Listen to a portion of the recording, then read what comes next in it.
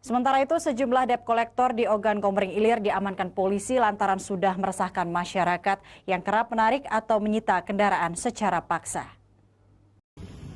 Sejumlah debt kolektor leasing kendaraan yang bertugas di Kayu Agung, Kabupaten Oki terpaksa berurusan dengan polisi lantaran ulah mereka yang sudah meresahkan masyarakat. Banyak di antara debt kolektor yang menarik ataupun menyita kendaraan kredit secara paksa.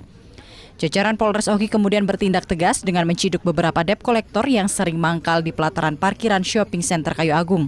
Mereka mengintai konsumen yang sudah jatuh tempo kredit kendaraannya.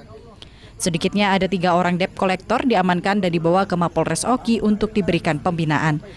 Di antaranya juga diketahui positif narkoba dari hasil tes urin yang dilakukan. Bukan secara paksa, kemudian tidak dilengkapi dengan surat-surat ataupun dokumen dari leasing tersebut, sehingga kami menindaklanjuti laporan dari masyarakat ini melakukan pengamanan terhadap beberapa debt kolektor yang ada di lapangan untuk selanjutnya kita lakukan pembinaan. Masyarakat dihimbau jika masih ada debt kolektor yang meresahkan untuk segera melapor ke Polres Oki. Dari Ogan Komering Ilir, Fitriadi, iNews melaporkan.